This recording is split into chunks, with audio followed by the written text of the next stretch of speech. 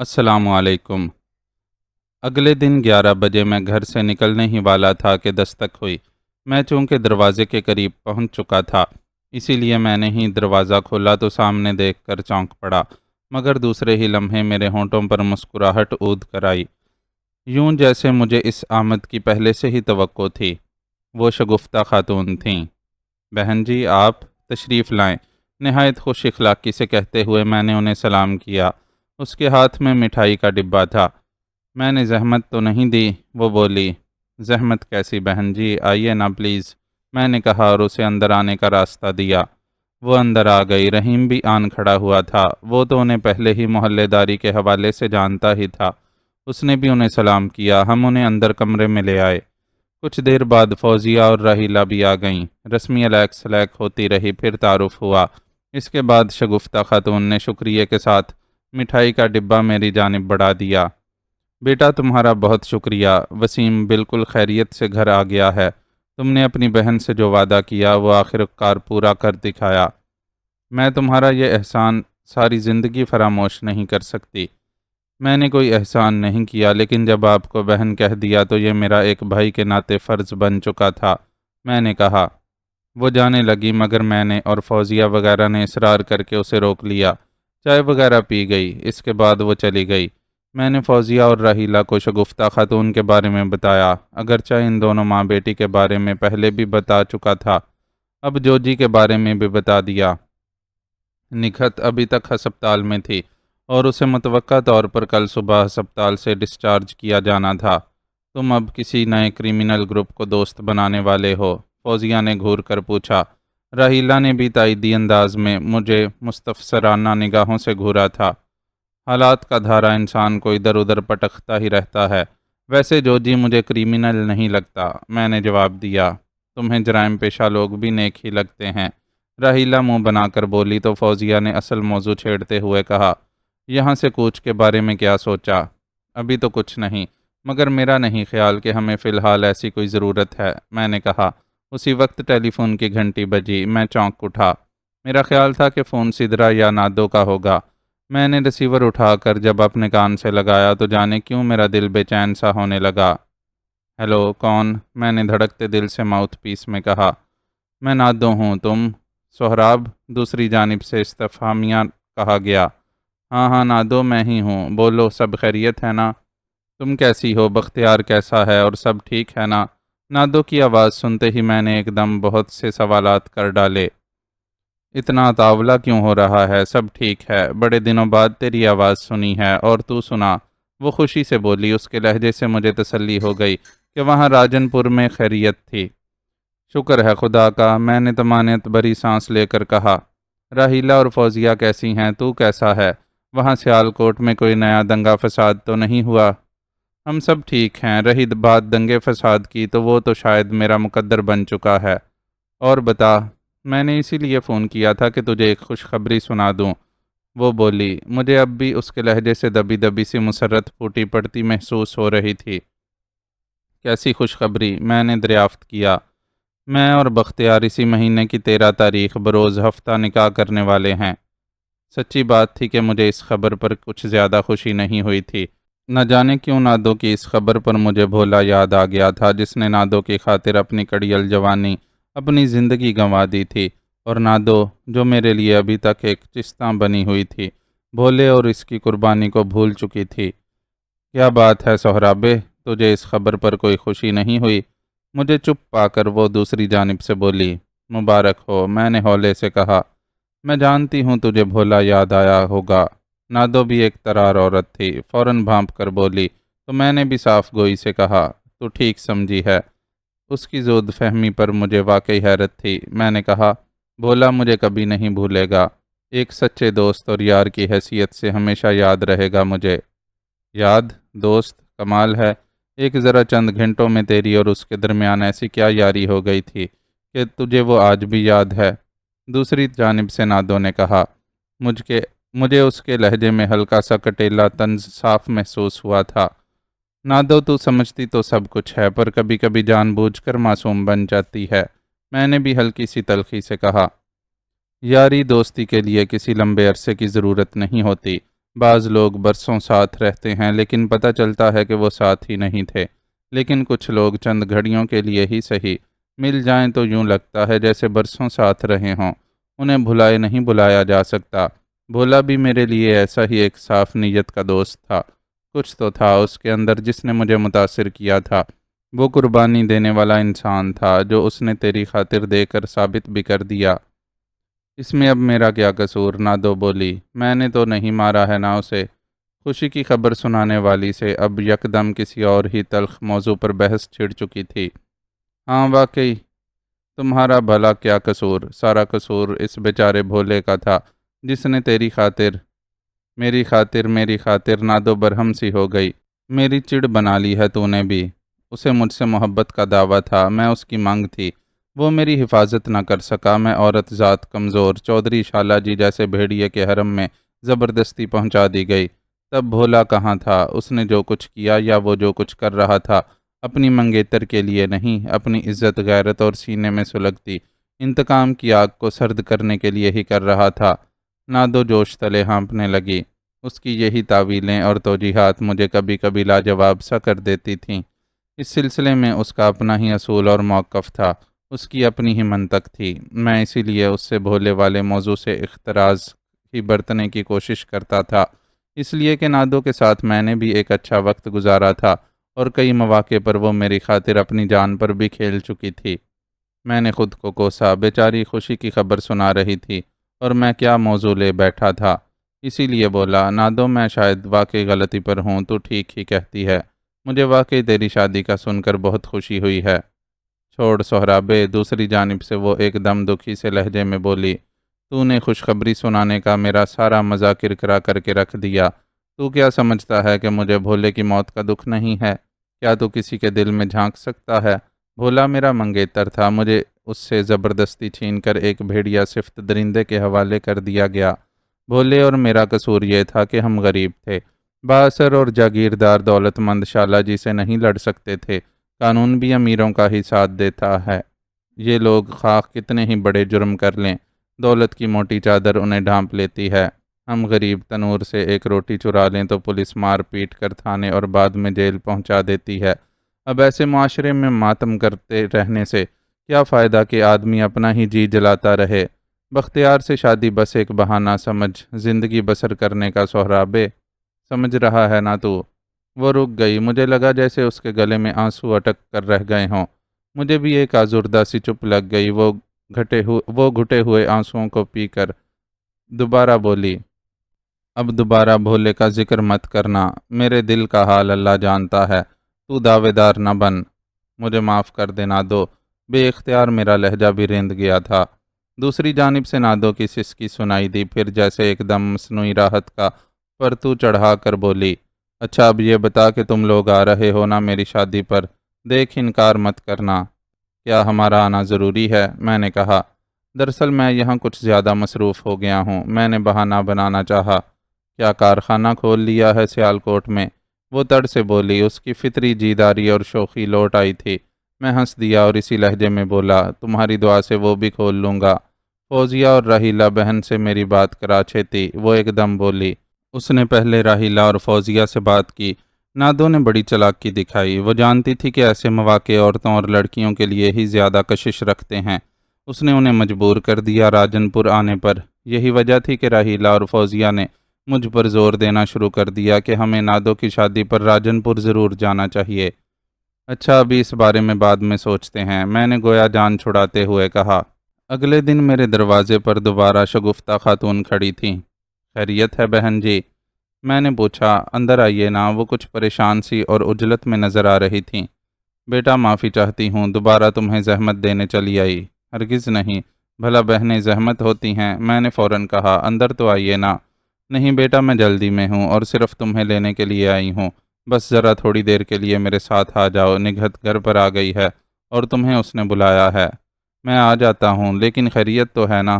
خیریت ہے بھی اور نہیں بھی، بس تم چلے آؤ، اس نے کہا۔ میں نے اندر اطلاع دی اور پھر شگفتہ خاتون کے ساتھ اس کے گھر آ گیا۔ اندر ایک کمرے میں وہ بستر پر نیم دراز سی تھی، قریب ایک کرسی پر مجھے وسیم بھی بیٹھا دکھائی دیا۔ ہمیں اندر داخل ہوتا دیکھ کر وسیم اٹھ کھڑا ہوا۔ نگہت بھی اپنی کوہنیوں کے سہارے اٹھنے لگی تو میں نے اسے منع کر دیا۔ اس کے دائیں بازو پر موٹی سی بینڈیج بندھی ہوئی تھی۔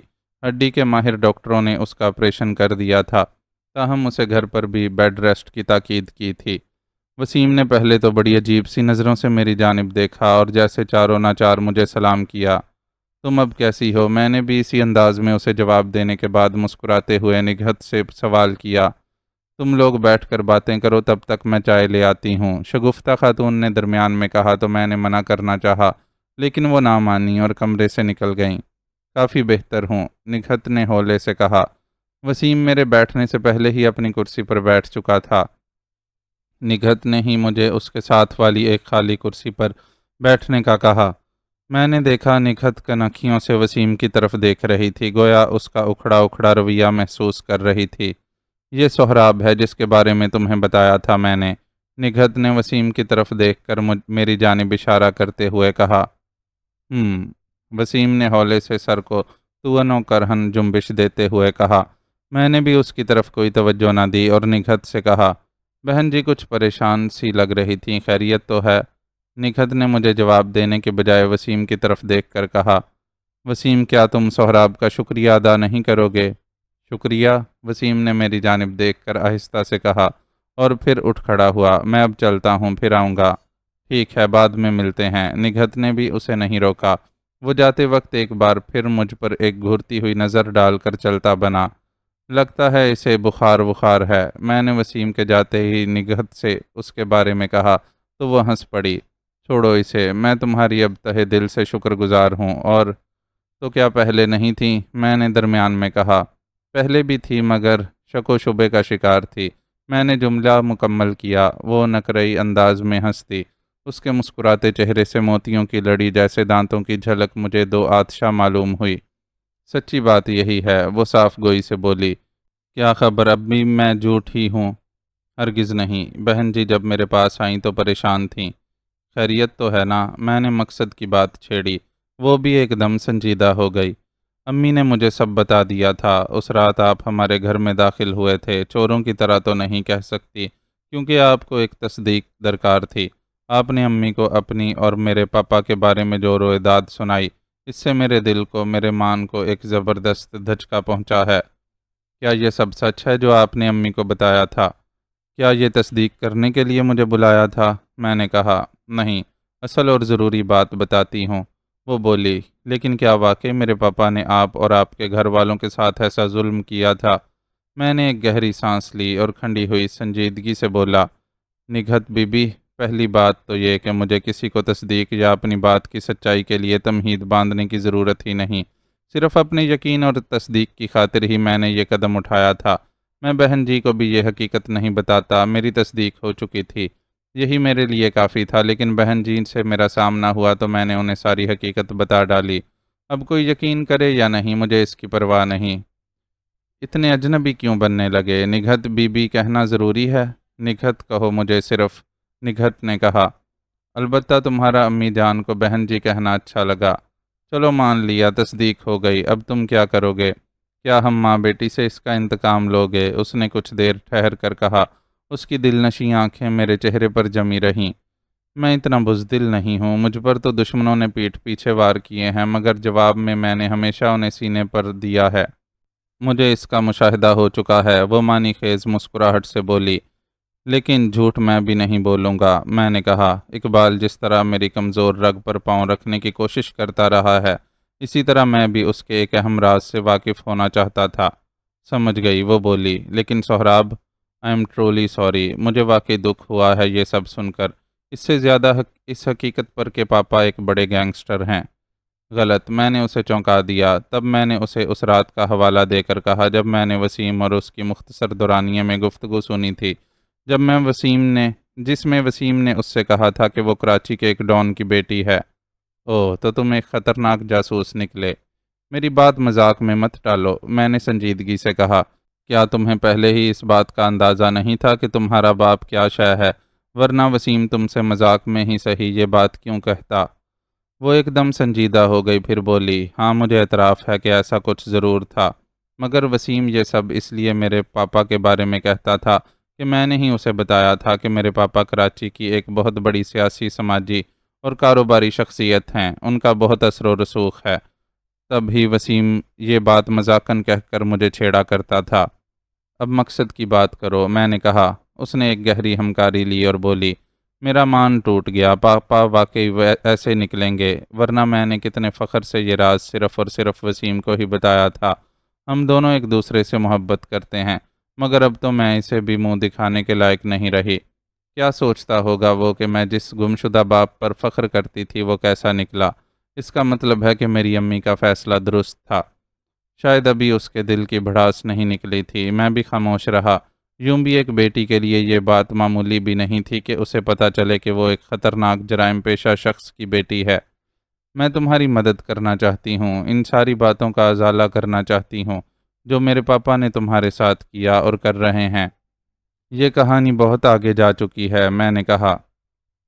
ممکن ہے بیٹی کی محبت میں اقبال میری اور میرے خیر خواہوں کی راہ سے ہٹ جائے، مگر اس نے میرے اور میرے ساتھیوں کے خلاف اس قدر جال پھیلا دیا ہے کہ اب ہم پر ایک مسلسل جنگ حاوی ہو کر رہ گئی ہے۔ میں پاپا کو یہاں بلاؤں گی، تمہاری ان سے ملاقات بھی کرا سکتی ہوں، ان کی منت کروں گی، وہ کوئی نہ کوئی حل ضرور نکال لیں گے۔ اس نے امید دلانی چاہی۔ کر کے دیکھ لو، مگر چودھری جی برادران اور اس کے بھوکے خونخوار کتوں کا کیا کرو گی؟ بقول تمہارے وہ بھی تو میرے پاپا کے ہی حلیف ہیں، وہ ان سے یہ جنگ ختم کرنے کا کہہ سکتے ہیں۔ چلو دیکھ لیتے ہیں، کیا حرج ہے؟ میں نے کندھے اچکائے۔ خدا کا شکر ہے، تم نے میرے دل و دماغ سے ایک بڑا بوجھ اتار دیا۔ اب میں اصل موضوع پر بات کرتی ہوں، وہ دعائیا لہجے میں بولی۔ میرے چہرے پر پھیکی سی مسکراہٹ اود کر آئی۔ اب تازہ صورتحال کے مطابق انکل عدیل ہلاک ہو چکے ہیں۔ وہ پاپا کے خاص آدمی تھے، یہاں تک بات محدود رہتی تو معاملہ سنبھل جاتا، مگر مجھے مقبول اور ارشد کی ہی زبانی بعد میں معلوم ہوا کہ انکل عدیل جگنو نامی ایک ایسے آدمی کا بڑا بھائی تھا جو پرلے درجے کا بدماش فطرت آدمی ہے۔ وہ انکل عدیل کو باپ کی جگہ سمجھتا تھا۔ وہ بہت بفرا ہوا ہے، اپنے 8-10 بدماشوں کے جتھے سمیت وہ بنگلے میں آن دھمکا تھا۔ مجھے تو اس وقت ہسپتال پہنچا دیا گیا تھا، مگر اس نے مقبول اور ارشد کو خوب آڑے ہاتھوں لیا۔ وہ بھی اس سے گھبراتے اور ڈرتے ہیں۔ اسی خوف تلے انہوں نے سب کچھ اگل دیا۔ وہ اتنا بتا کر ٹھہری، کیا اگل دیا؟ پہلے تو میری ہدایات کے مطابق انہوں نے جگنو کو یہی بتایا کہ ہم گڑھ مولا جا رہے تھے، راستے میں رہزنوں نے ہمیں لوٹ لیا اور ایک اجنبی یعنی تم نے ہماری مدد کی۔ انہوں نے تمہارا نام نہیں لیا، لیکن جگنو بھی ایک زیرک اور چالاک آدمی تھا۔ اس نے غصیلے لہجے میں ان سے کہا کہ یہ کیسے ہو سکتا ہے کہ ایک نوجوان نے یہاں تک مدد کی اور تم اس کے بارے میں جانتے تک نہیں۔ اس نے مقبول اور ارشد کو خطرناک نتائج کی دھمکیاں دیں تو انہوں نے تمہارے بارے میں بتا دیا۔ یہ پتہ چلتے ہی جگنو ہسپتال میں میرے پاس آن پہنچا۔ عملے نے اسے روکنے کی بتہری کوشش کی، مگر اس نے انہیں بھی زد و کوب کیا اور اپنا تعلق ایک بڑی سیاسی شخصیت کے ساتھ بتا کر مروب کرنے کی کوشش کی تو ہسپتال کے ایڈمنسٹریٹر نے اسی وقت پولیس کو انفارم کر دیا۔ بہرکیف وہ مجھ سے نہ مل سکا اور غصے اور طیش میں بپھرا ہوا واپس لوٹ گیا۔ وہ کون سی سیاسی شخصیت کا آدمی ہے؟ میں نے پوچھا۔ چودھری نظام شاہ، نگہت نے بتایا، لیکن یہ ایک نیک نام شخصیت ہے۔ نیک نام شخصیت اور جگنو جیسے بدماش پالے ہوئے ہیں، میں نے تنزیہ کہا۔ نظام شاہ خود تو اچھا آدمی ہے، جگنو در حقیقت اس کے بھائی دلاور شاہ کا دوست ہے، بس اسی حوالے کا اسے تھوڑا بہت ٹہکا شہکا ہے۔ پریشانی کی کیا بات ہے؟ تم اسے میرے بارے میں بتا دو کہ میں کہاں رہتا ہوں، میں خود اس سے نمٹ لوں گا، تم ایک طرف ہو جاؤ۔ کمال ہے، میں ایک طرف کیسے ہو جاؤں؟ وہ بولی۔ میں نے پاپا کو فون پر اس ساری صورتحال کے بارے میں بتا دیا ہے، انہوں نے ہی اس سے نمٹنے کا مجھے ایک راستہ بتایا ہے۔ کیا تم نے اپنے پاپا کو میرے بارے میں سچ بتا دیا ہے؟ نہیں، صرف ایک اچھے دوست اور مددگار کی حیثیت سے تمہارا ان سے ذکر کیا تھا، میرا نام تو بتایا ہوگا۔ ہاں، تو وہ میرے نام سے چونکے نہیں تھے؟ چونکے تھے، پھر؟ مگر میں نے تمہارے حوالے سے کچھ ایسی باتیں کی تھیں جس سے مجھے یقین ہے کہ ان کا شک دور ہو گیا ہوگا۔ سہراب نام کے دنیا میں صرف ایک تم ہی تو نہیں ہو۔ انہوں نے جگنو سے نمٹنے کا کیا راستہ دکھایا تمہیں؟ وہ خود بھی چند دنوں میں یہاں پہنچنے والے ہیں، وہ بتانے لگی۔ تاہم انہوں نے مقبول اور ارشد کے ساتھ مجھے گڑھ مولا دوبارہ جانے کی ہدایت کی ہے۔ وہ مجھے بتا رہے تھے کہ انہوں نے بھانڈیل سائیں سے اہم میٹنگ بھی کرنا ہے۔ یہ گڑھ مولا وہی دور دراز علاقہ تو نہیں جہاں تم اپنے انکل عدیل کے ساتھ ہاں وہی۔ نگہت نے میری بات کاٹ دی۔ میں نے ایک سوال تم سے اس کے متعلق بھی کرنا تھا کہ وسیم کی رہائی کے سلسلے میں تم وہاں کس شخص سے مدد لینے کے لیے جا رہے تھے؟ میرا ایک اور پرانا تجسس بیدار ہوا۔ آج لگتا تھا جیسے انکشافات کا دن ہو۔ نگہت سے پہلی بار میری ہر بات اور ہر موضوع پر سیر حاصل گفتگو ہو رہی تھی۔ وہ بھی کھل کر بول رہی تھی، میں بھی کوئی سوال نہیں رکھ رہا تھا۔ ہاں، وہاں پاپا کا ایک بہت اچھا اور قریبی دوست رہتا ہے۔ وہ بانڈیل سائیں کے نام سے مشہور ہے۔ اپنے علاقے گڑھ مولا کا ایک بڑا جاگیردار ہے۔ وہ بتانے لگی، پولیس کیا ہر محکمے میں ہی اپنا اثر و رسوخ رکھتا ہے۔ جب ہم وسیم کی رہائی کے سلسلے میں اپنی سی کوشش کر چکے تو بالآخر ہم نے بانڈیل سائیں کے ہاں جانے کا فیصلہ کیا، لیکن بدقسمتی سے یہ رہزنی والا واقعہ پیش آ گیا۔ وہ اتنا بتا کر خاموش ہو گئی۔ میں بغور اس کی بات سنتا رہا۔ بانڈیل سائیں جیسے عجیب نام کے آدمی سے مجھے کوئی دلچسپی نہ تھی، بس ایک تجسس تھا کہ پتہ تو چلے کہ نگہت اپنے مرحوم و مقتول انکل عدیل کے ساتھ اتنے دور افتادہ علاقے میں کس سے ملنے جا رہی تھی۔ آج یہ تجسس دور ہو گیا تھا۔ باقی جگنوں کے بارے میں تمہیں پریشان ہونے کی ضرورت نہیں۔ چند ثانیے بعد نگہت بولی، میں جگنوں سے نہیں ڈرتا، میرے سامنے آنے دو اسے، میں نے اسپاٹ لہجے میں کہا۔ اتنے میں نگہت کی والدہ چائے لے آئیں۔ نگہت بیٹی، یہ وسیم کیوں چلا گیا؟ شگفتہ خاتون نے پوچھا۔ اسے کوئی ضروری کام یاد آ گیا تھا، نگہت نے سرسری انداز میں کہا۔ شگفتہ خاتون نے برتن تپائی پر رکھے اور میرے لیے چائے بنانے لگیں۔ اگلے چند سیکنڈوں میں چائے پینے کے دوران ہم تینوں کے درمیان بھی اسی نوعیت کی گفتگو ہوتی رہی۔ اس کے بعد میں جانے کے لیے اٹھ کھڑا ہوا۔ تم جگنوں کے منہ مت لگنا، وہ سب سے پہلے میرے پاس آئے گا، میں خود ہی اسے مطمئن کر لوں گی، نگہت نے مجھ سے اظہارِ تشفی کہا۔ میں نے کوئی جواب نہ دیا اور کمرے سے نکلنے ہی لگا تھا کہ اچانک کوئی دروازے پر زور زور سے دستک دینے لگا۔ یہ کون واہیات شخص ہے، اتنی زور سے دروازہ بجا رہا ہے؟ شگفتہ خاتون بڑبڑائیں۔ وہ اور میں صحن میں آ گئے۔ میں بھی نکل ہی رہا تھا، اسی لیے میں نے ہی دروازہ کھولا تو چونک پڑا۔ میرے سامنے ایک بڑی سی پجیرو جیپ کھڑی تھی۔ اندر ایک بڑی بڑی مونچھوں والا ڈرائیور بیٹھا تھا۔ جیپ خالی تھی، اس لیے کہ اس کے 2 عدد سوار نیچے اترے ہوئے تھے۔ یہ تینوں بدماش ٹائپ کے ہی دکھائی دے رہے تھے، کھلی ڈلی شلوار قمیض پہنے، 2 کے چہروں پر داڑیاں تھیں، ایک کی مونچھیں۔ ایک ان میں ٹھگنا سا شخص تھا، اول الذکر 2 داڑیوں والوں میں سے ایک۔ اس نے اپنی داڑھی مونچھوں اور سر کے لمبے بالوں کو خوب تیل چپڑ رکھا تھا، بلکہ سر کے بالوں کی پونی سی بنا رکھی تھی۔ ایک کان میں بالا جھول رہا تھا، دائیں ہاتھ میں چاندی کا کڑا تھا۔ رنگت گہری سانولی تھی، جسم مضبوط نظر آتا تھا، مگر بھاری برکم جسم اور چہرے سے اس کی چونی چونی سی آنکھیں بالکل بھی ہم آہنگ نہیں ہوتی تھیں، بلکہ ان سے ایک وحشت سی واضح محسوس ہوتی تھی۔ سب سے زیادہ جو بات مجھے ناخوشگوار لگی تھی وہ ان کی ہتھیاروں کی نمائش تھی۔ ایک کے دائیں بغل میں ہولسٹر جھول رہا تھا، باقی 2 کے کندھوں پر رائفلیں جھول رہی تھیں۔ بغلی ہولسٹر والا ان کا بڑا ہی معلوم ہوتا تھا، جبکہ دروازہ بجانے والا مجھے نکلتا دیکھ کر ایک طرف کھڑا ہو گیا۔ کیا بات ہے، کون ہیں آپ لوگ؟ میں نے مروب ہوئے بغیر پوچھا۔ کیا تیرا ہی نام سہراب ہے؟ بڑا میری جانب چند قدم آتے ہوئے کرخت لہجے میں گھورتے ہوئے مجھ سے بولا۔ ہاں، میں ہی سہراب ہوں، مگر آپ لوگ کون ہیں؟ میں نے پوچھا۔ نگہت کی جگنوں کے حوالے سے باتیں میرے ذہن میں گردش کرنے لگی تھیں۔ تم پولیس کو بیان دیے بغیر کہاں چھپے بیٹھے ہو؟ وہ بڑا میرے قریب آ کر درستی سے بولا۔ کون سا بیان؟ کیسا بیان؟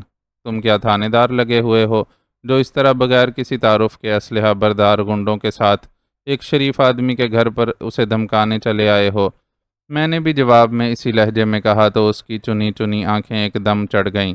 اس کے 3 اسلحہ بردار ساتھیوں نے جارحانہ جنبش کی تھی، لیکن ابھی شاید وہ اپنے بڑے کی طرف سے کسی حکم نامے کے منتظر تھے۔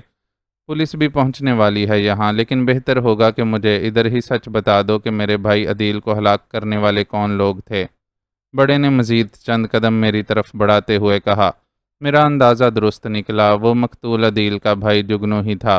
پولیس کے یہاں پہنچنے کی بات اس نے محض مجھے ڈرانے کے لیے ہی کہی ہوگی، ورنہ وہ پولیس کے ساتھ ہی یہاں آتا۔ اگر میرا خیال صحیح تھا تو یہ میرے لیے باعث طمانینت ہی ہوتا، کیونکہ میں خود بھی پولیس وغیرہ سے پہلو بچائے رکھنا چاہتا تھا۔ واہ، نیکی برباد، گناہ لازم، ایک تو نیکی کروں اور تھانے کچہریاں بھی بھگتوں۔ میں نے عام ڈرپوک شہری کی طرح اسے جواب دیا تاکہ یہ جو مجھے سمجھے ہوئے تھے وہ شک اس کا رفع ہو سکے۔ جگنو مجھے قاتلوں کا ساتھی سمجھے ہوئے تھا، کیونکہ میں نے نگہت اور ارشد وغیرہ کی باتوں سے یہی اندازہ لگایا تھا کہ جگنو اپنے بھائی عدیل کے قتل کو اتفاقی واقعے کی بجائے سوچی سمجھی سازش سمجھے ہوئے تھا، بلکہ اس بدماش سے کیا بعید کہ وہ نگہت کو بھی اس سازش میں ملوث سمجھ رہا ہو۔ بعد میں میرا یہ خدشہ بھی درست ثابت ہوا تھا۔ تھانہ کچہری تو تجھے ویسے بھی بھگتنا ہی پڑے گی، جگنو بولا۔ رہی بات نیکی کی تو یہ پولیس ہی بتائے گی کہ وہ نیکی تھی یا سازش۔ اس کے لہجے میں زہریلا طنز تھا۔ اوہو، کیا مطلب ہے تمہارا؟ میری بھلا تمہارے بھائی سے کیا دشمنی ہو سکتی ہے؟ میں دانستہ ہونک سا بن کر بولا۔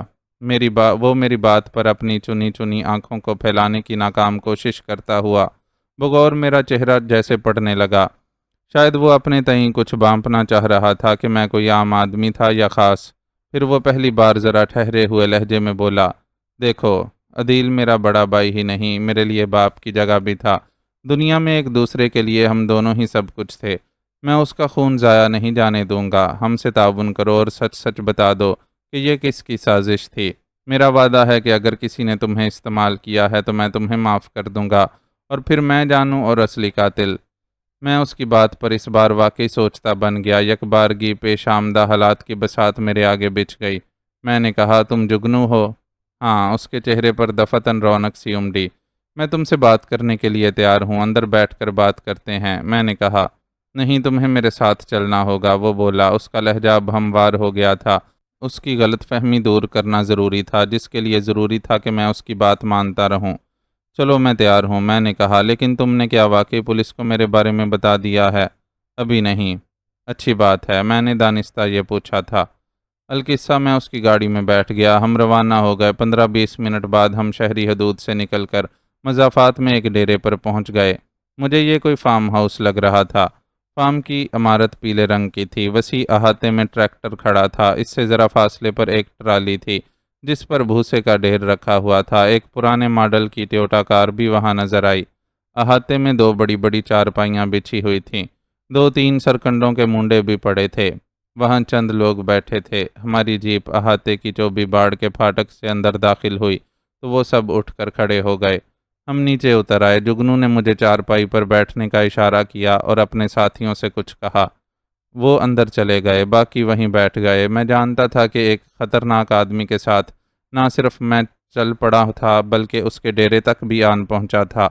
یہ سب میں نے خود کو پولیس سے بچانے کی خاطر کیا تھا، اور دوسرا مقصد میرا جگنو پر اپنا اعتماد بٹھانا بھی تھا۔ اس سے ڈرتا یا کترانے کی کوشش کرتا تو اتنا ہی وہ مجھ پر شبہ کرتا، اور میری جان تو اس نے یوں ہی بھی نہیں چھوڑنی تھی۔ تاہم ایک بات کی مجھے تسلی تھی کہ وہ بہرحال اقبال کا آدمی نہیں تھا۔ وہ خود چارپائی پر ٹانگیں اوپر کر کے بیٹھ گیا تھا اور میں اس کے سامنے دھرے منڈے پر۔ وہ چند لمحے تو میری طرف گھور کے دیکھتا رہا، مونچھوں کو بھی ہولے ہولے تاؤ دیتا گیا۔ وہ کچھ سوچ رہا تھا۔ بولا، مجھے یقین تو ہے کہ تو جس طرح بڑی جیداری کے ساتھ میرے ہمراہ یہاں چلا آیا ہے، کچھ نہ کچھ سچ تو بولے گا ہی، مگر جدھر جھوٹ ہوگا میں فوراً تاڑ لوں گا۔ اسی لیے بہتر یہی ہے کہ سچ بولنا۔ میں نے اس کی طرف دیکھا اور سنجیدگی سے بولا، میں خود بھی تمہیں حقیقت بتانا چاہتا ہوں۔ یہ تم نے عقل مندی دکھائی کہ پولیس کو ساتھ نہیں ملایا۔ یہ بات میں اس لیے نہیں کہہ رہا ہوں کہ میں پولیس سے ڈرتا یا گھبراتا ہوں، بلکہ اس طرح اصل حقیقت شاید آشکار نہ ہو پاتی۔ میں اتنا کہہ کر چپ ہو گیا۔ جگنو بڑے غور سے مجھے دیکھے اور سنے جا رہا تھا۔ اسی اثنا میں وہی 2 آدمی 2 اور آدمیوں کے ساتھ اندر سے برآمد ہوئے۔ ان کے ہاتھ میں ایک بڑی سی ٹرے تھی۔ وہ اس نے ایک اور خالی مونڈا درمیان میں کھینچ کر اس پر رکھ دی۔ یہ کیا ہے؟ میں نے ٹرے کی طرف اشارہ کرتے ہوئے جگنو سے کہا، تم ہمارے ڈیرے پر ہو، قیدی ہو نہ دشمن، اس لیے تھوڑا بہت کھانا پینا تو بنتا ہے۔ کہتے ہوئے جگنو نے ٹرے پر سے نقشین رومال ہٹا دیا۔ ایک بڑے سے جگ میں لسی، 2 لمبوترے سے جست کے گلاس، ایک بڑی سی تام چینی کی پلیٹ میں کھویا، چاقو اور 2 خالی پلیٹیں تھیں۔ جگنو کے متعلق میں نے ارشد، مقبول اور نگہت سے جو سن رکھا تھا وہ مجھے اس کے برعکس ہی نظر آیا، یا پھر میں نے اس کے سامنے اڑی بازی نہیں کی تھی اور اس کے کہنے پر بڑے ستھرے طریقے سے یہاں چلا آیا تھا۔ کچھ بھی تھا، آگے کیا ظاہر ہونا تھا وہ سامنے ہی آ جاتا۔ لسی پیو اور چاقو پڑا ہے، کھویا بھی کھاؤ۔ جگنو بولا، پتہ نہیں کیا بات ہے، تو جو نظر آتا ہے وہ ہے نہیں، اور جو میں تجھے سمجھ رہا ہوں وہ بھی غلط نہیں لگتا۔ میں ہولے سے مسکرایا، پھر بولا، بات تو بڑی گہری ہے، تمہاری مہمان نوازی کا شکریہ۔ ایک ذرا توقف کے بعد میں بولا، جگنو اگر تو کسی طرح گڑھ مولا والے علاقے میں ان رہزنوں کا پتہ چلا لے تو میں سمجھتا ہوں کہ ایک اور ہی حقیقت نکلے گی۔ وہ تین تھے، ایک آدمی لڑکی نگہت کے ہاتھوں مارا گیا تھا، دو موٹر سائیکلیں تھیں، نمبر تو دونوں کے میں نے دیکھے تھے، مگر ذہن نشین ایک ہی رہ پایا، وہ میں لکھوا دیتا ہوں۔ میری بات سن کر جگنو نے سوچتی ہوئی نظروں سے میری طرف دیکھا۔ اسی وقت ایک لمبے بالوں والا دبلا پتلا مگر چال ڈھال سے پھرتیلا نظر آنے والا جوان مرد میری طرف دیکھتے ہوئے جگنو سے بولا، یہ باتیں تو بعد کی ہیں جگنو سائیں، پہلے اس سے یہ تو پتہ چلے کہ یہ وہاں کیا کرنے گیا تھا۔ میں اس طرف بھی آتا ہوں، میں نے اس کی جانب دیکھ کر کھنڈی ہوئی سنجیدگی سے کہا۔ جگنو نے ہاتھ کے اشارے سے اس آدمی کو مزید بولنے سے روک دیا اور میری طرف دیکھتے ہوئے بولا، تیری یہ بات مجھے کھٹکی ہے، تیرا کیا خیال ہے، کیا یہ واردات رہزنی کی نہیں تھی؟ جہاں تک میرا خیال ہے، ہو سکتا ہے غلط بھی ہو، اس کی کوئی وجہ تو ہوگی، اندازہ تو ہو کہ معاملہ کیا ہے۔ میں اسے گڑھ مولا یا وہاں کے بانڈیل سائیں نامی آدمی کے بارے میں نہیں بتانا چاہتا تھا، جن سے ملنے کے لیے نگہت اپنے انکل عدیل کے ہمراہ وقوعہ کے روز محو سفر تھی۔ بولا، وجہ یہ ہے کہ نگہت کے پاس نہ اتنی رقم تھی، نہ ہی اس کے انکل عدیل یعنی تمہارے بھائی کے پاس۔ عدیل کو قتل کرتے ہی وہ لوگ فرار ہو رہے تھے، انہوں نے چہروں پر سیاہ ڈھاٹے باندھے ہوئے تھے۔ لوٹنے والے اتنی جلدی بھاگتے نہیں ہیں، یہ میں نے اسے بتانے کے لیے کہا تھا، اور یہ بات میں نے واقعی اس روز محسوس کی تھی، مگر اصل وجہ بانڈیل سائیں پر شبہ کرنے کی بڑی فطری تھی، وہ یہ کہ اقبال جیسے گینگسٹر سے اس کے تعلقات تھے، تو وہ بغیر کسی وجہ کے نہیں ہو سکتے تھے، جیسا کہ انسان اپنے دوستوں سے پہچانا جاتا ہے۔ یہی معاملہ بانڈیل سائیں کا میرے نزدیک تھا۔ ظاہر ہے اقبال جیسا ڈان کا دوست خود کیا ہو سکتا تھا، اس کا اندازہ تو بخوبی لگایا ہی جا سکتا تھا، لیکن ایک الجھن تھی۔ اگر اقبال جیسے گینگسٹر کے بانڈیل سائیں کے ساتھ قریبی دوستانہ مراسم تھے، تو عدیل بھی تو اقبال کا ہی خاص آدمی تھا، تو پھر بھلا بانڈیل سائیں اسے کیوں ہلاک کرواتا؟ اسی اڑچن کے سبب مجھے یقین ہونے لگتا تھا کہ وہ واردات محض رہزنی کے سوا اور کچھ نہ تھی، لیکن باوصف اس کے نہ جانے کیوں میری جنگ باز فطرت ایک ایسی کھٹک کا اشارہ کر رہی تھی کہ عدیل اور نگہت کی کار پر سوچی سمجھی سازش کے تحت حملہ ہوا تھا۔ کیوں اس کے در پردہ مجھے کسی سنسنی خیز انکشاف کی بو محسوس ہو رہی تھی، مگر مخرج نظر نہ آتا تھا۔ وجہ تو تیرے سوچنے کی تگڑی ہے، جگنو نے چنی چنی آنکھوں کو مزید پرسوچ انداز میں میچتے ہوئے کہا، ساتھ ہی اب اس کے ایک ہاتھ کی انگلی اور انگوٹھا اس کے کان کے بالے سے اور پھر کلائی کے کڑے سے کھیلنے لگے، یوں جیسے وہ دور کی کوڑی لانے کے لیے کسی گہری سوچ میں مستغرق ہو گیا ہو۔ ابتدا پر میں نے غور نہیں کیا تھا، لیکن بعد میں مجھے لگا ایسا ہی تھا کہ رہزنی کی آڑ میں کہیں ان تینوں کا مقصد کچھ اور ہو۔ ایک ذرا متوقف ہونے کے بعد میں نے پوچھا، کیا تمہارے بھائی عدیل کی کسی کے ساتھ دشمنی تھی؟ جگنو کے بھائی کے ساتھ کسی نے دشمنی رکھ کے اپنی منجی ٹھکانی ہے کیا؟ اس کی بجائے وہی چھریری جسامت اور لمبے بالوں والا جوان جھٹکے دار لہجے میں بولا۔ وہ مجھے بھی غصیلی نظروں سے دیکھے جا رہا تھا۔ دشمنی تو کسی کے ساتھ نہیں تھی، لیکن کچھ سمجھ میں نہیں آ رہا۔ خیر تیری بات بھی سچل ہے، میں پتہ چلاتا ہوں۔ اب تو بتا تیرا وہاں کیا کام تھا؟ وہ بالآخر اسی بات پر آ گیا جس کی مجھے توقع تھی۔ میں نے کہا، یہ میرا ذاتی معاملہ ہے، میں صرف نگہت کا تعاقب کر رہا تھا، عدیل کو تو میں جانتا بھی نہیں تھا، نہ کبھی اس سے ملا تھا۔ بکواس کرتا ہے تو، میری بات پر لمبے بالوں والا پرتعش لہجے میں مجھ سے بولا، اوئے اوئے راڑی، اتنا اتاولا مت ہو، صبر کر، ہوش کر، یہ اپنے ڈیرے پر ہے۔ جگنو نے اپنے اس لمبے بالوں والے غصیلے ساتھی کو ٹوک دیا۔ وہ شاید اس کا قریبی یار بیلی تھا، ورنہ ابھی تک وہاں موجود کسی اور میں اتنی جرت نہ ہوئی تھی کہ وہ جگنو کے سامنے خواہ میرے ساتھ ہی صحیح اونچی آواز میں بولے۔ میں نے لمبے بالوں والے کی طرف دیکھا، مگر اس سے کہا کچھ نہیں۔ میں اسے منہ لگانا نہیں چاہتا تھا۔ تیرا نگہت سے کیا لینا دینا تھا؟ جگنو نے پوچھا۔ وہ میرے دشمن کی بیٹی ہے، میں سنبھلے ہوئے لہجے میں بولا۔ دشمن کی بیٹی؟ وہ متحیر سا ہوا، پر اس کا باپ تو کراچی میں رہتا ہے، عدیل نے کبھی سرسری ہی مجھے بتایا تھا اس کے باپ کے بارے میں، کہ وہ ایک بڑا بزنس مین ہے۔ ہاں میرا تعلق بھی تو کراچی سے ہی ہے، وہیں میری اس کے ساتھ دشمنی پروان چڑھی۔ میں درمیانی راہ اپناتے ہوئے صرف ایک حد تک اسے بتانے لگا اور آگے بولا، ایسا بزدل تو نظر نہیں آتا کہ باپ کو چھوڑ کر تو اس کی بیٹی سے بدلہ لے۔ جگنو نے کہا، پر تو نے تو اس کی بیٹی سے ٹھیک ٹھاک جاری گانٹھ رکھی ہے، اسے بچا کر لایا، زندگی بچائی اس کی، یہ کیا بات ہے؟ کچھ سمجھ نہیں آئی۔ دادا یہ جھوٹ پر جھوٹ بولے جا رہا ہے۔ وہ لمبے بالوں والا پھر اطاولا ہونے لگا۔ میں نے اس کی دوبارہ مداخلت پر اس کی جانب دیکھنا بھی گوارا نہ کیا اور لسی کا گلاس ختم کرنے لگا۔ اوئے راڑی، تو جا اندر، جگنو نے اس سے کہا، مگر وہ ہلا تک نہیں۔ اوئے جیرے، اسے اندر لے جا، جگنو نے پاس کھڑے اپنے ایک دوسرے آدمی سے کہا، جس نے جھک کر راڑی نام کے اس لمبے بالوں والے سے کچھ کہا تو وہ مجھے گھورتا پاؤں پٹکتا عمارت کے اندر چلا گیا۔ یہ میرا بچپن کا دوست ہے، طبیعت کا گرم ہے، کم تو میں بھی نہیں ہوں، پر یہ ذرا جلد باز ہے اور فیصلے کرنے میں بھی دیر نہیں لگاتا۔ ہاں تو نے جواب نہیں دیا۔ میں نے ایک گہری ہمکاری خارج کی اور بولا، میں اتنا بزدل نہیں ہوں کہ باپ کو چھوڑ کر اس کی بیٹی سے دشمنی نکالوں۔ اس سے دوستی لگانا ہی میرا مقصد ہے۔ وقت ملا تو تمہارے آگے یہ سچ خود ہی آ جائے گا۔ ابھی وہی کرو جس کے لیے تم مجھے یہاں لائے ہو۔ اس کے منہ سے برآمد ہوا۔ میں نے اسے موٹر سائیکل کا نمبر بتا دیا۔ اس نے آدمی تیار کیے۔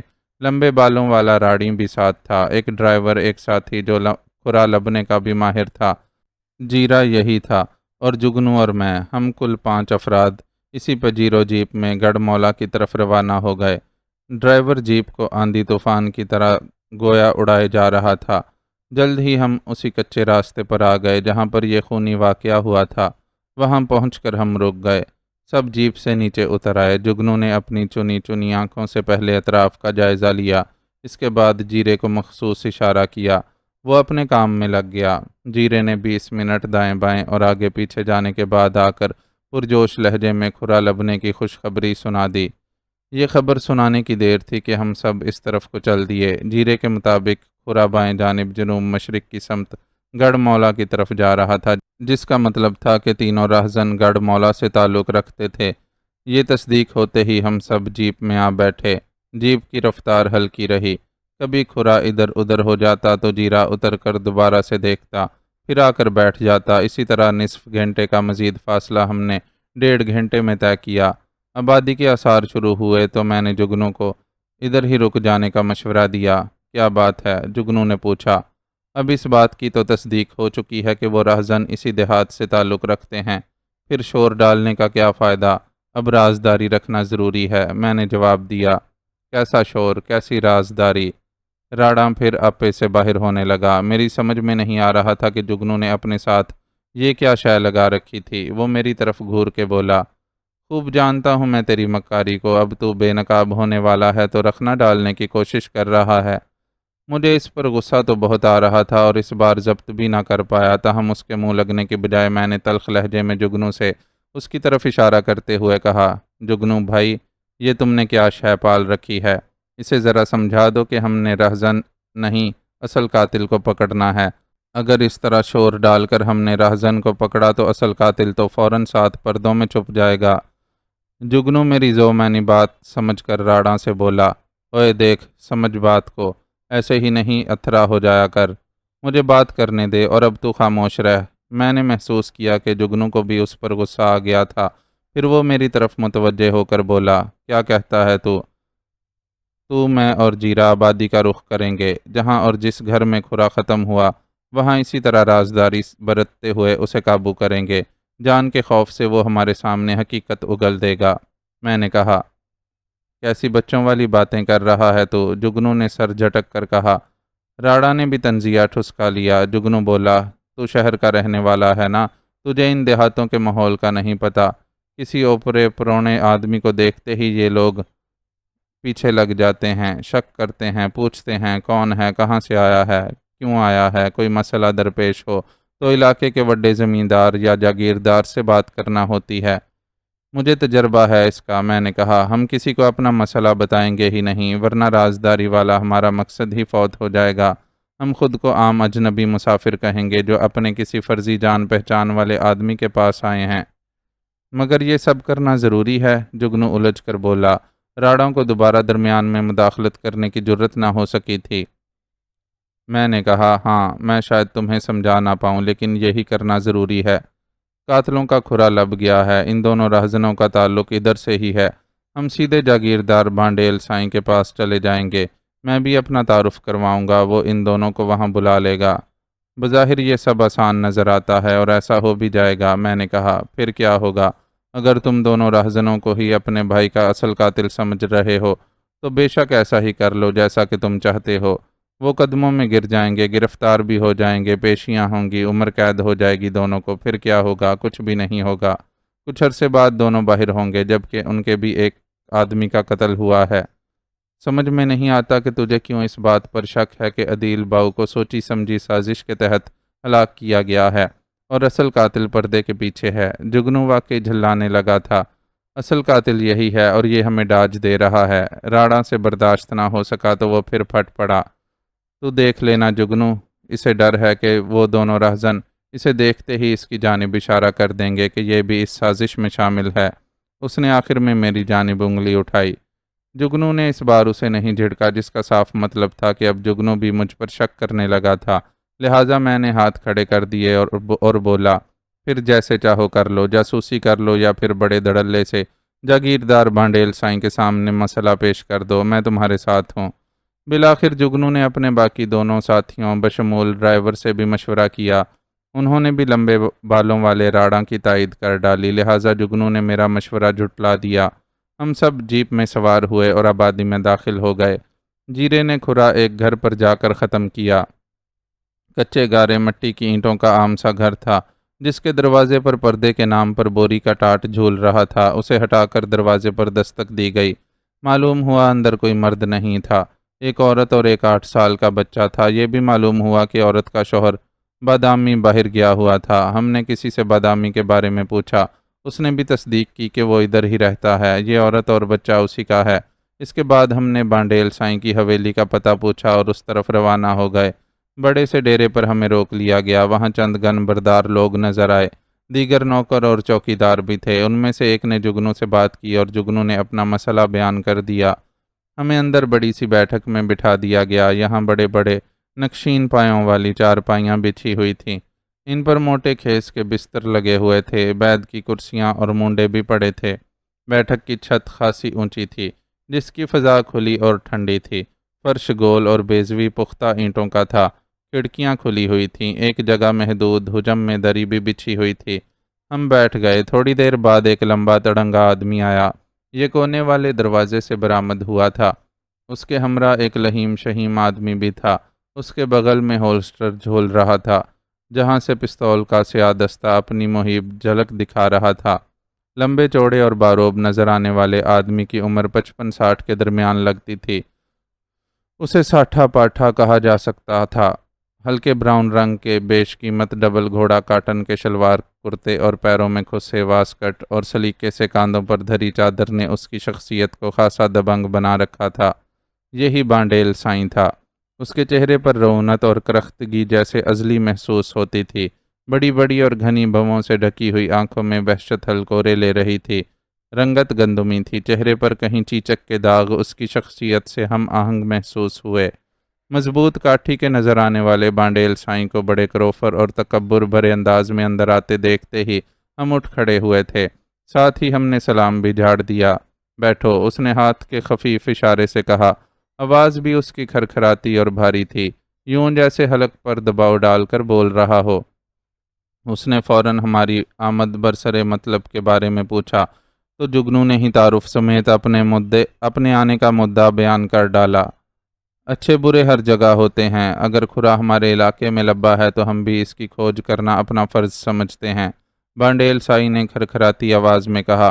پھر اپنے ساتھ آئے آدمی کی طرف چہرہ کیا تو اس نے فوراً فدویانہ انداز میں اپنا سر جھکا دیا اور کان بانڈیل سائیں کے قریب کر دیا۔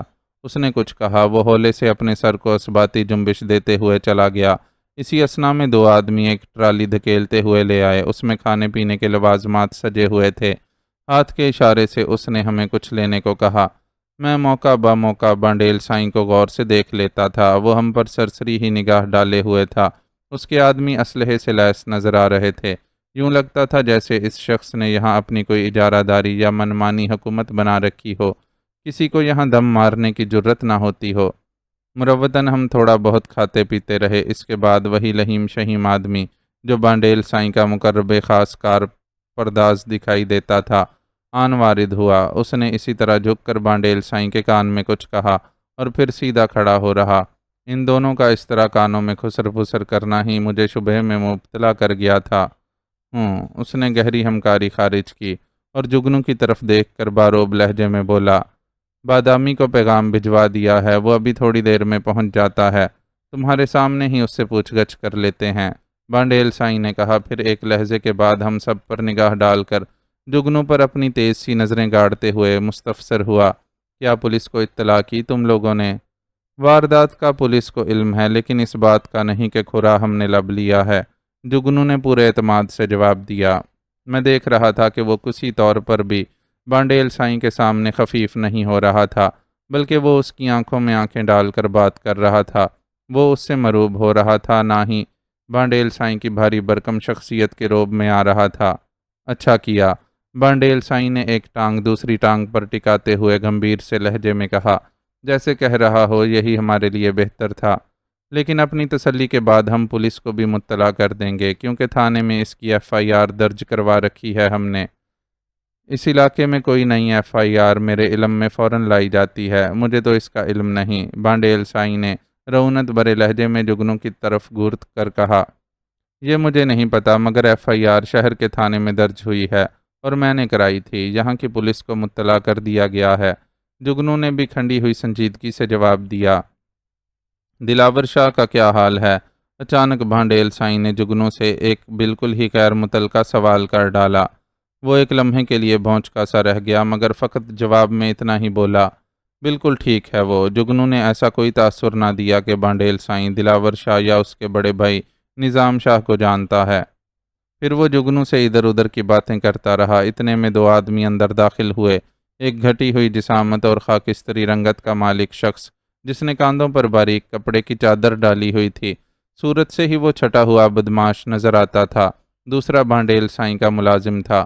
ادھر بیٹھ جا، بانڈیل سائیں نے اس سے جھٹکے دار لہجے میں کہا۔ وہ ہم سب کو سلام کر کے ایک طرف مونڈے پر بیٹھ گیا۔ میں نے دیکھا جگنو اسے بڑی خونی نظروں سے گھورنے لگا تھا۔ میں بھی اسے بغور دیکھ رہا تھا۔ میں نے اس کے بائیں ہاتھ کی چوتھی انگلی میں ایک موٹی سی سیاہ رنگ کی انگوٹھی دیکھی۔ یہ کوئی خاص بات نہ تھی۔ بعض لوگ طرح طرح کی انگشتریاں پہننے کے عادی ہوتے ہی ہیں، لیکن توجہ طلب بات یہ تھی کہ وہ غیر معمولی موٹی اور سیاہ تھی۔ اس کا نگینہ سرخ رنگ کا تھا۔ مجھے نہیں پتا کہ میں کیوں اس کی انگوٹھی میں دلچسپی لینے لگا تھا۔ اس کا نگینہ بیضوی اور کافی ابرواں تھا۔ سنیچر کی سپہر 3 اور 4 بجے کے درمیان تو کدھر تھا؟ بانڈیل سائیں نے اس سے پوچھا۔ سائیں، میں رب نواز گیا ہوا تھا اپنے دوست کے پاس۔ اس نے جواب دینے سے پہلے ایک نگاہ ہم سب پر ڈالی اور پھر بانڈیل سائیں سے جواب میں کہا، تیرے ساتھ کتنے آدمی تھے؟ شکور اور مجید۔ ابھی جا اور دونوں کو یہاں لے کر آ، بانڈیل سائیں نے کہا تو بادامی اٹھ کر جانے لگا۔ ٹھہرو، جگنو یکدم مونڈے سے اٹھ کھڑا ہوا۔ اس کی برماتی نظریں بادامی پر جمی ہوئی تھیں۔ یک لمبی چوڑی سطح کی اس اونچی چھت والی بیٹھک میں سنسنی اور کھنچاؤ کی فضا طاری ہو گئی، کیونکہ اسی وقت بانڈیل سائیں نے اپنی گھنی بویں اچکا لی تھیں اور اس کی پیشانی پر شکن کی لکیر نمودار ہوئی تھی۔ اسے جگنو کی اس حرکت پر اندر ہی اندر تاؤ آ گیا تھا۔ تمہیں ہمارے ساتھ چلنا ہوگا، بعد میں یہ سب دیکھا جائے گا۔ بیٹھ جاؤ اپنی جگہ پر۔ دم بخود سے ماحول میں اچانک بانڈیل سائیں کی غراہٹ سے مشابہ آواز ابھری۔ وہ جگنو سے مخاطب تھا، لیکن جگنو نہیں بیٹھا تھا۔ میرا دل تیزی سے دھڑکنے لگا۔ جگنو اسی طرح تن کر بانڈیل سائیں کی آنکھوں میں آنکھیں ڈال کر بولا، یہ کام پولیس کرے گی، ہم اسے شہر کے تھانے میں لے جانا چاہتے ہیں۔ بیٹھ کر آرام سے بات کرو یا پھر الٹے پیروں چلے جاؤ یہاں سے، اسی میں تم سب کی عافیت ہے، بانڈیل سائیں نے جمے ہوئے لہجے میں جگنو سے کہا۔ اس کے چہرے سے اس کے اندر کے ابال کا پتہ صاف لگ رہا تھا۔ جگنو کھڑا رہا اور بولا، عافیت کسی کی ہے یا نہیں، یہ وقت بتائے گا بانڈیل سائیں۔ میرا باپ کے مرتبے جیسا بھائی قتل ہوا ہے، کھرا لبا جا چکا ہے، مجرم سامنے ہے، اسے آپ ہمارے حوالے کر دیں یا خود ہی اپنے ساتھیوں کے ساتھ شہر کے تھانے اسے بھجوانے کا بندوبست کریں، ابھی اسی وقت۔ زبان سنبھال کر بات کرو، بانڈیل سائیں یکدم طیش بھرے انداز میں یہ کہتا ہوا اپنے اونچے اور چوڑے پشتگاہ والے مونڈے سے اٹھ کھڑا ہوا۔ اس بدمزگی پر میرا دل پھر تیز تیز دھڑکنے لگا۔ یہ خطرناک بھی ثابت ہو سکتا تھا۔ جگنو بھی کم نہ تھا، اسی طرح بغیر مروب ہوئے بولا، میں اب تک زبان سنبھال کر ہی تو بات کر رہا ہوں بانڈیل سائیں، یہ معاملہ پولیس کا ہے اور وہی اسے حل کرے گی۔ تو پھر خود کیوں آئے ہو یہاں؟ بانڈیل زہریلے انداز میں غرایا۔ اس لیے کہ میں یہی سمجھا تھا کہ آپ ہم سے تعاون کریں گے، مگر آپ الٹا قاتلوں سے تعاون کر رہے ہیں۔ جگنو نے جواب دیا، میری چھت تلے ہو، اسی لیے میں کچھ کرنے سے مجبور ہوں۔ اسی وقت چلے جاؤ سب یہاں سے۔ بانڈیل سائیں کا مارے تیش کے برا حال ہونے لگا۔ میں نے دیکھا بادامی کھڑا ہو گیا تھا، مگر اس کا چہرہ سپاٹ تھا۔ لامحالہ میری نظریں پھر اس کی موٹی سی انگوٹھی پر پڑیں۔ دفعتاً میں چونکا۔ مجھے لگا جیسے انگوٹھی کے سرخ نگینے نے ہلکا سا سپارک کیا تھا، یوں جیسے وہ اس کی انگلی میں تیر کر نکل رہی ہو۔ تبھی مجھے معلوم ہوا کہ وہ انگلی سے کھسک نہیں رہی تھی، بلکہ اس کے موٹے ابرواں نگینے میں کالی لہریں سی چمکی تھیں اور پھر بجھ گئیں۔ مجھے بہرحال سخت اچنبھا ہوا، یہ کیسی عجیب انگوٹھی تھی۔ ٹھیک ہے پھر، جگنو نے بھی سنسناتے لہجے میں کہا، اور پھر ہمیں چلنے کا اشارہ کیا۔ ہم سب باہر آ گئے، بیٹھک سے نکل کر سیدھا پجیروں میں سوار ہونے لگے۔ ڈرائیور نے جیپ سٹارٹ کی اور ایک جھٹکے سے آگے بڑھا دی۔ تو ٹھیک کہتا تھا یار، جگنو نے چڑھی ہوئی سانسوں کے درمیان کہا۔ اب یہی ہو سکتا ہے کہ پولیس کو خبر دی جائے اور پھر اب اس کا بھی کوئی فائدہ نہ ہوگا، میں نے درمیان میں کہا۔ اب مجھے پورا یقین ہو چلا ہے کہ تمہارے بھائی عدیل کا قاتل کم از کم بانڈیل سائیں ہرگز نہیں ہے، میں نے جیسے آخر میں انکشاف کیا۔ کیا مطلب؟ وہ بھونچ کا رہ گیا۔ وہ تو بادامی کی حمایت کر رہا تھا اور اس کی نیت اسے بچانے کی تھی، اس لیے کہ وہ اس کے علاقے کا آدمی تھا اور بس، میں نے کہا۔ تیرے یقین کی وجہ؟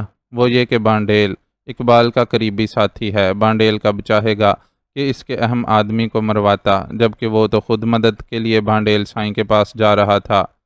تو تیرا خیال ہے کہ یہ واقعی راہزنی کا واقعہ تھا؟ ابھی یقین سے کچھ نہیں کہا جا سکتا جب تک بادامی کو نرغے میں لے کر اس سے پوچھ گچھ نہ کی جائے، میں نے کہا۔ یہ معاملہ مجھے گمبھیر اور پراسرار سا لگتا ہے، میں نے پرغور لہجے میں کہا۔ یہ کہتے ہوئے بار بار میری چشم تصور میں بادامی کی سیاہ لہروں والی انگوٹھی گھومنے لگی۔ سائیاں، یہ سارا اسی کا ہی چکر ہے۔ یہ ہمارے بیچ ایک دیوار ہے، لمبے بالوں والا راڑا پھر میری دشنام ترازی کرنے لگا، اور پھر دوسرے ہی لمحے جگنو نے بپھرے ہوئے انداز میں بانڈیل کا غصہ اس پر ایک زوردار تھپڑ کی صورت میں نکال دیا۔ تھپڑ مارنے کے لیے جگنو کو تھوڑا عقب میں مڑنا پڑا تھا، باوجود اس کے وہ تھپڑ راڑی کے لیے اس قدر زوردار ثابت ہوا کہ اس کے گال پر سرخ نشان بن گیا۔ ذلیل، اپنی زبان بند نہیں کر سکتا، باں باں کیے ہی جاتا ہے۔ تیری ہی وجہ سے میں نے سہرابے کا مشورہ ٹھکرایا اور ناکام لوٹے، جگنو پرتعش لہجے میں بولا، اور راڑا خفیف سا ہو کے اپنا مضروب گال سہلانے لگا۔ اس کے ساتھ بالکل ٹھیک ہوا تھا، اسی لیے میں نے بھی راڑا کے ساتھ کسی ہمدردی کا اظہار نہیں کیا۔ تھوڑی دیر تک عجیب اور ارتعاش بھری سی خاموشی طاری رہی۔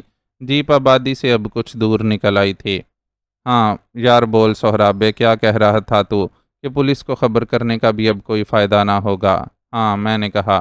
تو پھر اب کچھ کرنے کو کیا باقی رہا ہے؟ جگنو نے پوچھا۔ ڈرائیور سے کہو کہ جیپ پکی سڑک سے اتار کر کچے میں کہیں درختوں کے نیچے روک لے، میں نے سپاٹ لہجے میں کہا۔ جگنو نے فوراً اس پر عمل کروایا۔ ڈرائیور نے جیپ نیم پختہ سی سڑک سے نشیب میں کچے میں اتار لی اور درختوں کے نیچے لے گیا۔ یہاں قد آدم جھاڑیوں کی بہتات بھی تھی، ذرا فاصلے پر کھیتوں کا سلسلہ بھی نظر آتا تھا۔ میں چند ثانیے خاموشی سے جیپ کے اندر سے ہی اطراف کا جائزہ لیتا رہا، اس کے بعد جگنو سے بولا، ہم پر حملہ ہو سکتا ہے، ہمیں راستہ بدل کر اس علاقے سے باہر نکلنا ہوگا۔ میرے اس سنسنی خیز انکشاف نے سب کے چہرے دھواں دھواں کر ڈالے، سوائے جگنو کے۔ وہ پرغیز لہجے میں بولا، اس کی تو ایسی کی تیسی، ہم نے بھی چوڑیاں نہیں پہن رکھی، ہمارے پاس بھی ہتھیار ہیں۔ ابھی گمنامی کی موت مرنے سے بہتر ہوگا کہ یہاں سے بخیر و عافیت نکل جائیں، اس معاملے کو بعد میں دیکھ لیں گے، میں نے اسی طرح ٹھہرے ہوئے اور سپاٹ لہجے میں کہا۔ میری اس بات پر جگنو کو سنجیدہ ہونا پڑا تھا، ہم وہ سب محتاط ہو گئے تھے۔ راڑا اور اس کے ساتھی شبیر نے اپنی گنیں سنبھال لی تھیں، وہ اچھل کر رکبی سیٹوں پر چلے گئے تھے۔ ڈرائیور نزاکت نے بھی پستول نکال کر اپنی گود میں رکھ لیا تھا، اس کی مشاق آنکھوں نے بھی ونڈ سکرین کے پار ادھر ادھر تکنا شروع کر دیا تھا۔ جگنو اور میں ایسے ہی بیٹھے تھے۔ دوسرا کون سا راستہ ہوگا؟ ڈرائیور، جس کا نام نزاکت تھا، مجھ سے بولا۔ مجھے تو کوئی دوسرا راستہ معلوم نہیں ہے، تھوڑا صبر کر لو، باہر نکلنے کا راستہ ہمیں دشمن ہی دے گا، میں نے گمبھیر لہجے میں کہا۔ میری جنگ باز حس نے محتاط کر دیا تھا کہ کسی بھی وقت کچھ ہونے والا تھا۔ جیپ کی محدود فضا میں یک لخت ٹھٹکا دینے والی خاموشی طاری ہو گئی۔ ہم اسی طرح جیپ سمیت درختوں کی چھایا تلے موجود رہے۔ ہر لمحہ دل دھڑکا دینے والا تھا۔ اچانک نیم پختہ سڑک پر عقب سے قدرے فاصلے پر دھول اڑتی نظر آئی۔ میری تیکھی نظریں اسی جانب اٹھی ہوئی تھیں۔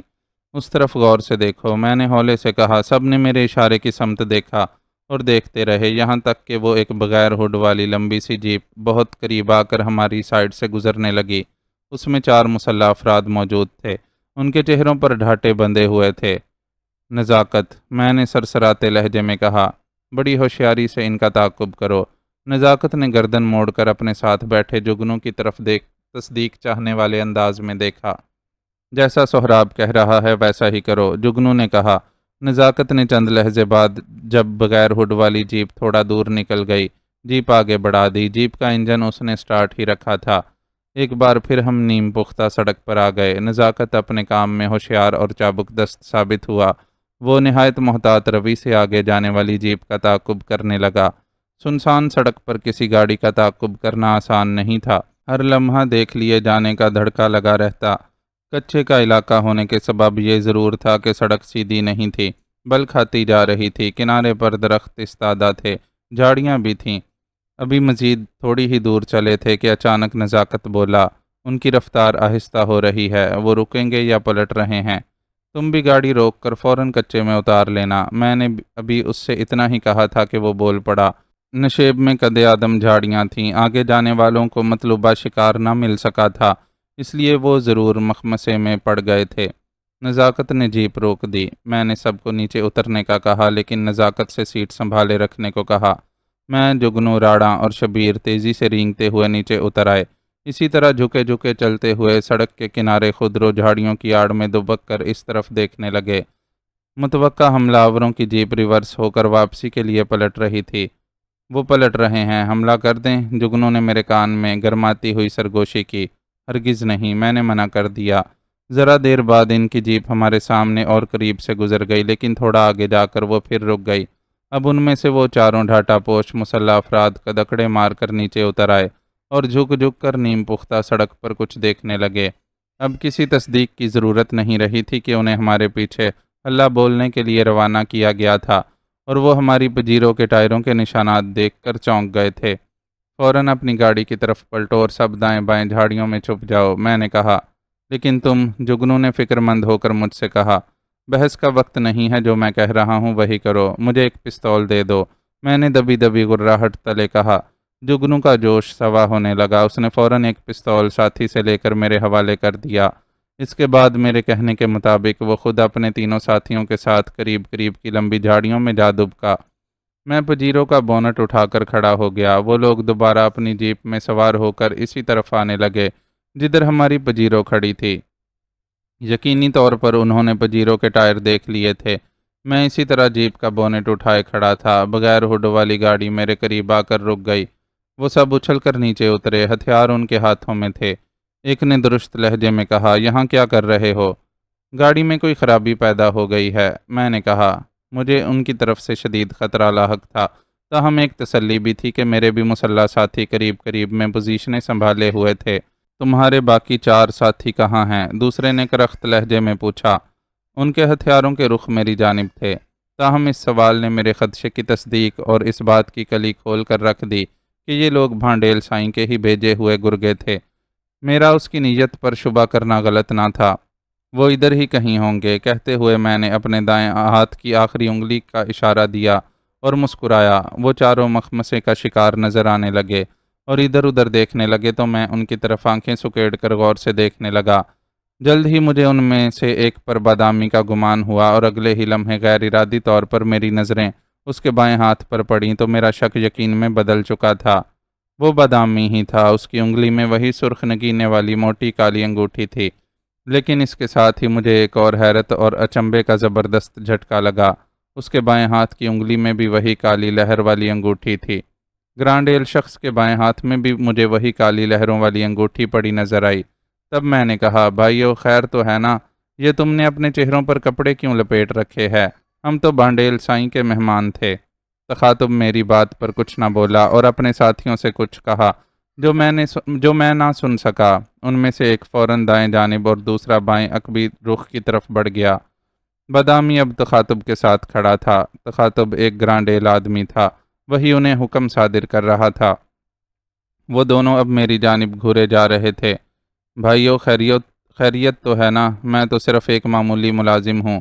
کیا بانڈیل سائیں کو ہماری کوئی بات بری لگی ہے؟ میں نے ڈرنے کی اداکاری کرتے ہوئے کہا۔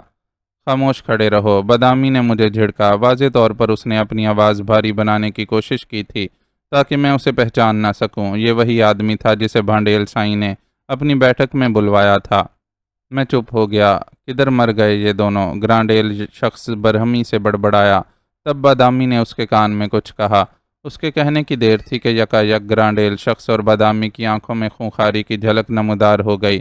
یک بیک انہوں نے اپنی گنیں جو باتوں کے دوران جھک گئی تھیں مجھ پر دوبارہ سیدھی کر لیں۔ میرا دل اچھل کر حلق میں آ اٹکا۔ ضرور اس بدبخت نے گرانڈیل سے میرا قصہ پاک کرنے کو کہا تھا۔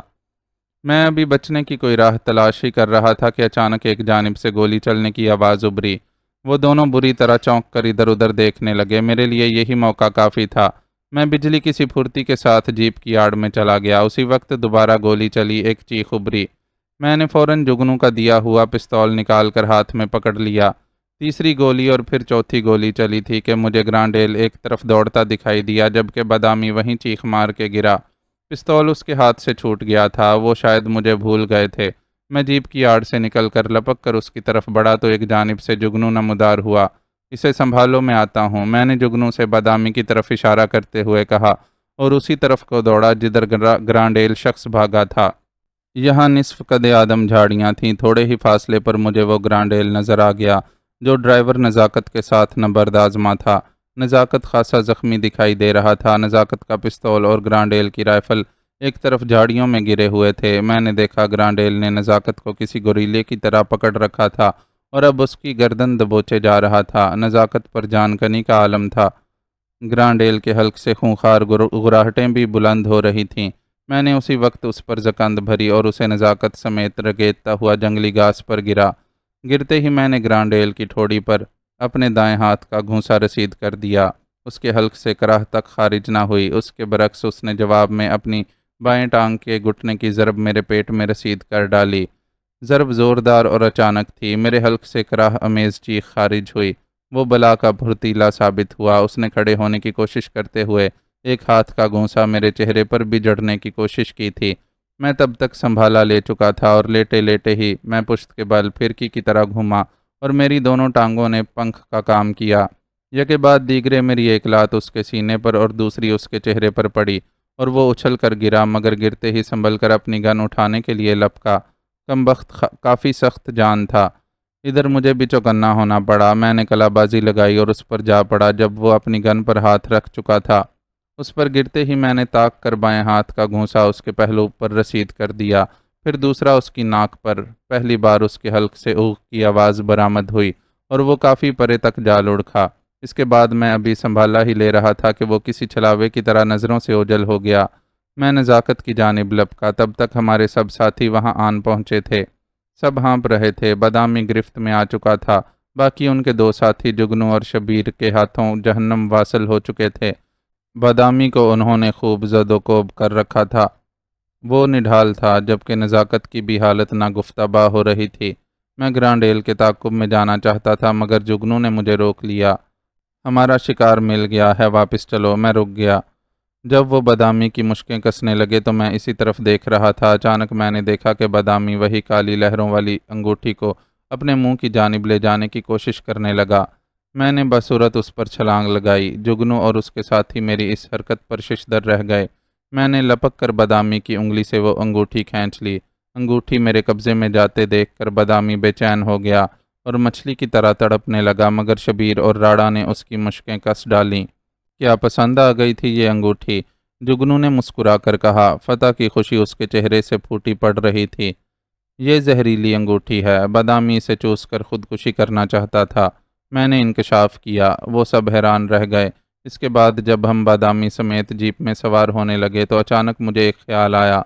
میں حملہ آوروں کی لاشوں کی سمت گیا۔ ان کے چہروں سے ڈھاٹے اتر چکے تھے۔ یہ وہی دو تھے جنہیں گرانڈیل نے ان کی تلاش میں بھیجا تھا، اور مجھے یقین تھا کہ یہ دونوں ہی جگنو اور اس کے تینوں ساتھیوں کا شکار بن جائیں گے، اور وہی ہوا تھا۔ میں نے جھک کر ان کے ہاتھوں کی انگلیاں دیکھیں۔ مجھے توقع تو تھی کہ ان کے ہاتھوں میں بھی وہی کالی لہر والی انگوٹھیاں ملیں گی، مگر وہ خالی تھیں۔ کیا دیکھ رہا ہے سہراب؟ یہ مر چکے ہیں، جگنو نے ہانک لگائی۔ میں نے کوئی جواب نہ دیا اور جیپ میں آ کر بیٹھ گیا۔ جیپ اب راڑا ڈرائیو کر رہا تھا۔ بادامی کی مشکیں کس کر اسے عقبی سیٹ پر پھینک دیا گیا تھا۔ میں نے مڑ کر اسے دیکھا، وہ سخت بے چین اور جھلا رہا تھا۔ سفر جاری رہا۔ میری منصوبہ بندی کے مطابق ہمارا پلان کامیاب گیا تھا۔ راڑا تیزی سے جیپ دوڑائے جا رہا تھا۔ اب کوئی خطرہ نہیں ہے، میں نے اعلان کیا۔ سائیاں، اگر سہراب بر وقت میری مدد کو نہ آتا تو وہ بن مانس کی اولاد میری گردن پچکا ہی چکا تھا۔ نزاکت نے جگنو سے کہا۔ اس نے گردن کو اثباتی جنبش دینے پر اکتفا کیا۔ ہم گڑھ مولا سے نکل کر اسی فارم ہاؤس پر پہنچ گئے جہاں سے چلے تھے۔ زخمی نزاکت کو وہاں موجود ساتھیوں نے طبی امداد دینا شروع کر دی۔ اس کے بعد بادامی کو لے کر ہم ایک کمرے میں آ گئے۔ وہ زیادہ زخمی نہیں تھا۔ جگنو نے میرے کہنے پر صرف شبیر کو کمرے میں ٹھہرنے دیا، باقی وہاں موجود راڑا سمیت دیگر ساتھیوں کو بھی باہر نکال دیا۔ میں اور جگنو مونڈوں پر براجمان ہو گئے۔ شبیر نے بادامی کو فرش پر پھینک دیا۔ جگنو نے شبیر کو اس کے پیروں کی رسیاں کھولنے کا کہا، ہاتھوں کے جکڑ بند رہنے دیے۔ پانی پلا دو، بادامی ہانپتے ہوئے بولا۔ ہرگز نہیں، میں نے ایک دم کہا۔ پہلے ہمارے کچھ سوالوں کے درست جوابات دینا ہوں گے، اس کے بعد کھانا پینا ملے گا۔ سوکھے حلق سے میں بات نہیں کر پا رہا، وہ بولا۔ میں اس کی مکاری پر زہریلے انداز میں مسکرایا، پھر شبیر کو مخاطب کرتے ہوئے صفاقی سے بولا، شبیر، اپنے جوتوں سے اس کے چہرے کی اتنی مرمت کرو کہ اس کے منہ اور ناک سے خون جاری ہو جائے اور یہ اپنے ہی لہو سے اپنا حلق تر کر سکے۔ جگنو آرام سے ٹانگ پہ ٹانگ چڑھائے بیٹھا سگریٹ نکال کر پی رہا تھا۔ ادھ گھلا پیکٹ اس نے میری جانب بھی بڑھایا، سو میں نے بھی اپنے لیے ایک سگریٹ کا انتخاب کر کے ہونٹوں میں داب لیا۔ شبیر بادامی کی جانب بڑھا ہی تھا کہ وہ چلا اٹھا، نہیں، خدا کے لیے ایسا نہ کرو، میں تیار ہوں۔ جگنو نے مسکرا کر میری جانب دیکھتے ہوئے لائٹر بڑھایا۔ ہم دونوں نے سگریٹ سلگایا اور ایک ساتھ طویل کش لے کر کثیف دھواں فضا میں چھوڑا۔ ہاں، اب آئے نا لائن پر، میں بولا۔ اب اسی طرح لائن پر ہی رہنا، اور یاد رکھنا اس بار میں شبیر کو حکم دے کر واپس نہیں لوں گا۔ میری تحدید پر وہ میری جانب رحم طلب نظروں سے دیکھنے لگا۔ سنیچر کی سپہر 3 اور 4 بجے کے درمیان گڑھ مولا کے جنوب مشرقی راستے پر تم نے اپنے 2 ساتھیوں کے ساتھ ایک کار پر حملہ کیا تھا، جس کے نتیجے میں عدیل نامی ایک شخص قتل ہوا اور تمہارا ایک ساتھی بھی جان سے گیا۔ مجھے تو تم پہچان ہی گئے ہوگے، لیکن میں بھی تمہیں اچھی طرح پہچان چکا ہوں، اس لیے جھوٹ بولنے کا کوئی فائدہ نہ ہوگا۔ معزز ناظرین و سامعین، لائک، کمنٹس اور شیئر ضرور کریں، شکریہ۔